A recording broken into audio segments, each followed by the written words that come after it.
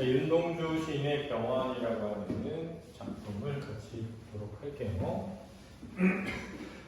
일단 제목이 무슨적 배경이니?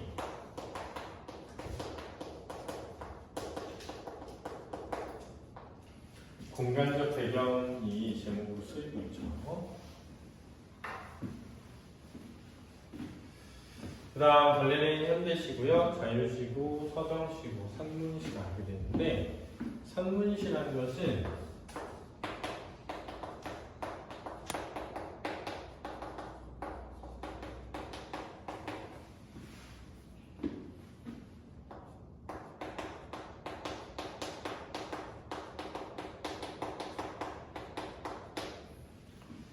길이가 길게 쓰여서 행행 구별이 없는 식의 산문시라고 해요.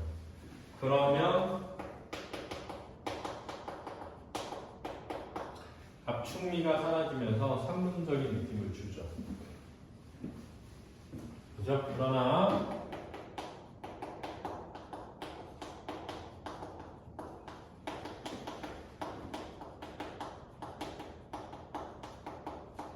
연의 구별은 상관이 없기 때문에 연의 구별이 있어도 됩니다. 연의 구별은 지금 이 시도 보면 3연으로 되어 있어서 연의 부분은 되어 있거든요. 근데 한 개의 연이 하나의 행으로 되어 있어서 길게 이어져 있다는 걸 잘 보여요.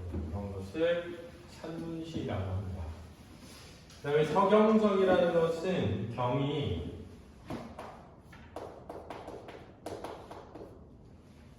경치 또는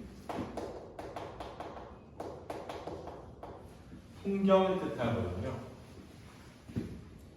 그래서 사실 이 시는 병원에서 바라본 어떤 모습에 대한 이야기가 시작이 돼요. 그래서 대상을 관찰합니다.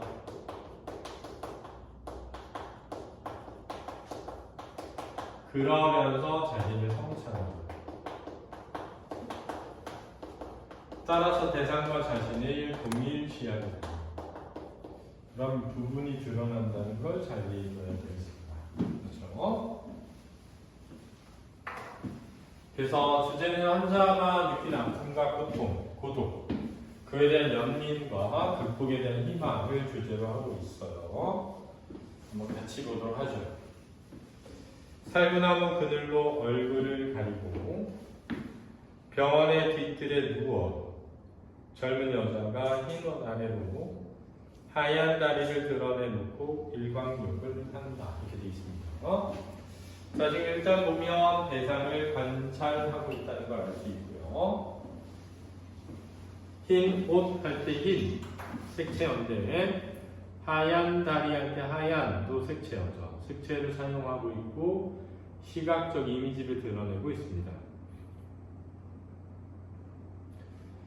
자, 일광욕을 한다라고 되어 있으니까 한다의 니은이 현재 시제 선어말 어미거든요.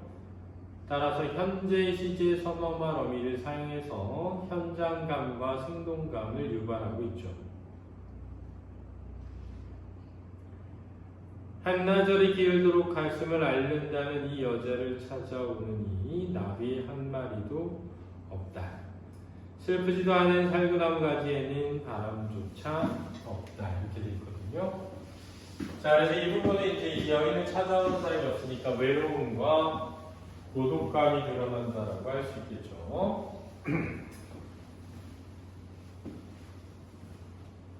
환자인 한 여자를 관찰하고 있는데 그 여자의 외로움과 고독감이 드러나고 있습니다.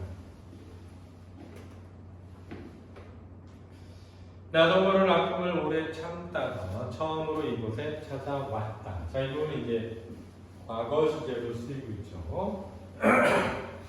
자, 이 부분은 이제 나에 대한 이야기입니다. 이 부분은 여자 환자에 대한 이야기였다면 이 부분은 화자가 자신에 대한 얘기를 하고 있죠. 근데 모를 아픔이라는 부분을 주목해보면 왜 아픈지를 모르고 있다는 것은 아마도 신체적인 어떤 질병이 아니라 심리적인 아픔일 가능성이 있다고 보입니다. 특히 윤동주가 썼다는 것을 감안하면 이 아픔은 일제 강점기 현실에서 느끼는 마음의 아픔으로 보입니다. 그러나 나이 늙은 의사는 젊은이의 병을 모른다 그랬거든요. 윤동주의 시에 보면 쉽게 쓰여진 시라는 시가 있습니다. 거기에 보면 늙은 교수의 강의를 들으러 간다 이렇게 나와 있거든요. 그래서 이 늙은 교수 또는 늙은 의사는 현실의 아픔과 무관한 존재로 그려진 것으로 보입니다.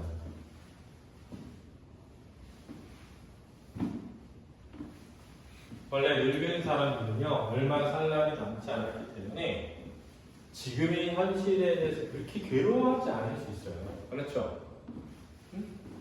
뭐 이러면 어떻고 저러면 어때? 이렇게 생각할 수 있단 말이야. 그러니까 늙은 의사는 일제강점기라는 우리 민족의 현실에 대해 무감각한 사람, 무관심한 사람으로 보입니다. 이 일제강점기의 현실에 대해 무관심하기 때문에 젊은 사람이 생각하는 일제강점기에 대한 민족적 아픔을 이해하지 못하는 거죠. 그래서 나한테는 병이 없다고 한다라고 할 수 있겠습니다. 그렇죠? 자, 이 편을 볼 때도 아까도 얘기했지만 나의 아픔은 어떤 신체적인 물리적인 아픔이거나 심리적이고 정신적인 아픔일 가능성이 크죠. 이 지나친 시련, 이 지나친 피로 나는 성내서는 안 된다. 이 시련과 피로는 나의 아픔을 알아주지 못하는 것에 대한 시련과 피로일 수 있습니다. 나의 아픔을 알아주지 못하는 것에 대한 시련과 피로일 수 있습니다.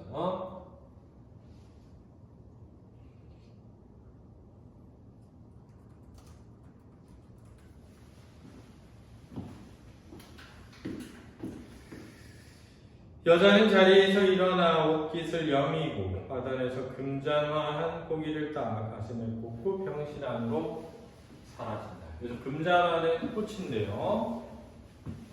여기서 이 금잔화라는 꽃은 희망을 상징합니다. 희망을 상징하죠. 따라서 이 여인은 희망을 품고 사라진 것으로 해석할 수 있겠습니다. 나는 여자의 건강이 아니 내 건강도 그랬거든요. 자, 이 부분은 이제 여인과 자신을 무슨 시하는 거죠? 동일시한다는 걸 알 수 있죠. 속히 회복되기를 바란다 했으니까 희망사고죠. 미래에 대한 희망이 드러나 있고요. 그가 누웠던 자리에 누워 본다. 그래서 그가 누웠던 자리에 누워 보는 이유는 바로 그 여인이 가지게 될 희망을 나도 뭐하고 싶어서 가지고자 하는 소망 때문이라고 볼 수 있겠습니다. 됐습니까? 그래서 시는 굉장히 단순하고 내용은 어렵지 않은데요. 이 병원이라는 공간은 환자가 있는 곳이니까 어떤 암담한 우리 민족의 현실을 상징하는 것으로 해석할 수도 있겠습니다. 알겠죠? 이해됐습니까? 일광욕을 한다라고 되어 있는데 일광욕은 햇빛을 받는 거잖아요. 근데 우리가 나라를 되찾는 걸 광복이라고 하지 않습니까? 광복도 햇빛이 되돌아오는 거잖아요. 그래서 일광욕을 한다라는 표현도 뭔가 이 시대적 상황에 비추어 보면 광복에 대한 희망을 이야기하는 것으로 볼 수도 있겠습니다. 하는 것까지 알아두세요. 알겠습니까? 네, 수고했습니다.